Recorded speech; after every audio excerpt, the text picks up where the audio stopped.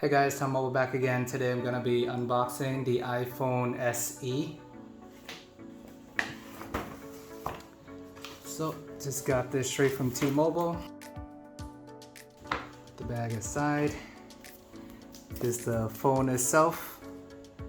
This is the red color. Actually still got the home button in front. Haven't seen those in a while. On the side it just says iPhone.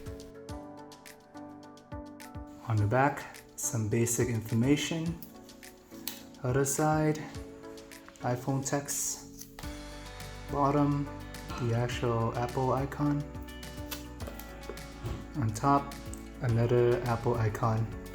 As you can see, it's a really thin box, probably about an inch high.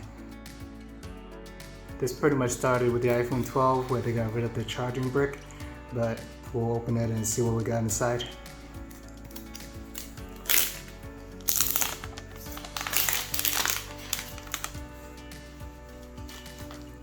Okay. Oh man, that was pretty easy to remove. Don't need a knife or anything. I actually lost my unboxing knife, so was gonna settle for this butter knife, but guess we didn't need that at all. This is the 64GB version starting at $399. If you spend another $50, you can get 120GB. So here it is. Put the box aside.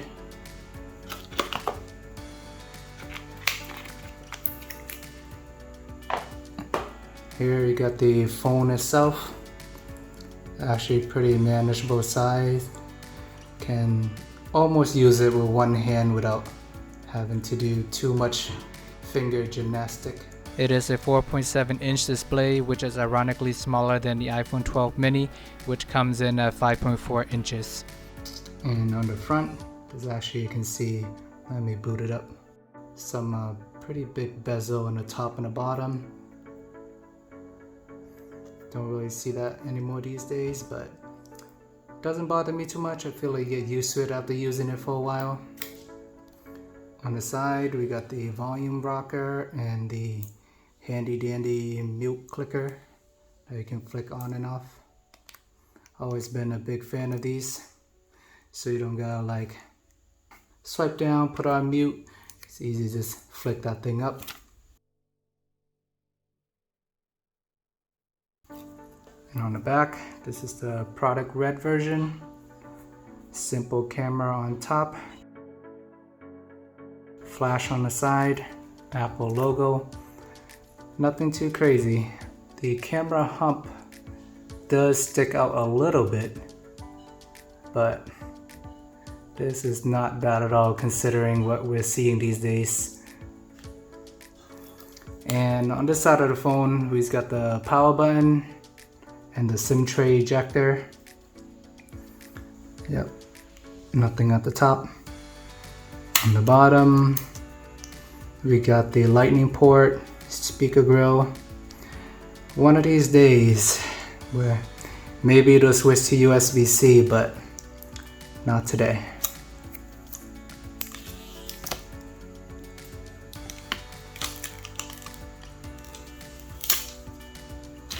Peel that off. Still good size, nice color. Put this aside for now. And in the box we got the lightning cable and USB-C connector.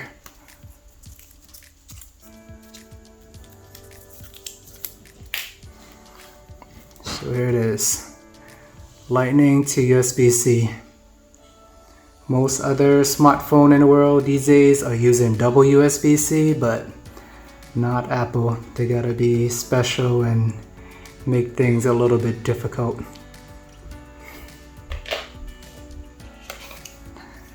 And we got this little box here. Product red sticker or something. Who knows? Got the quick start guide.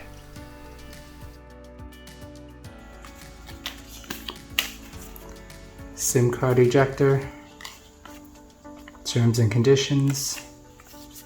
Apple sticker for you to flex and slap it anywhere you want. And that is all you get out of the box. Like I mentioned before, no charging brick. You just got the phone and the cable.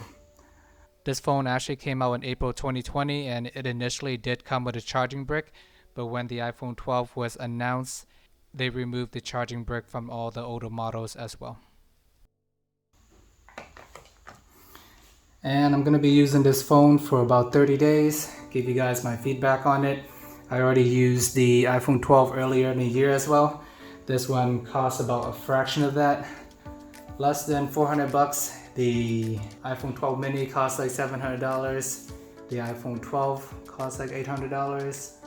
And you want the Pro and Pro Max, you're looking at $1,000 and more. So I will let you know if it is worth it to spend double the amount on the iPhone 12. Let me know what your thoughts are on the iPhone SE 2nd generation. If you enjoy seeing videos like this, please take a moment to like and subscribe. Thank you for watching, and see you guys next time.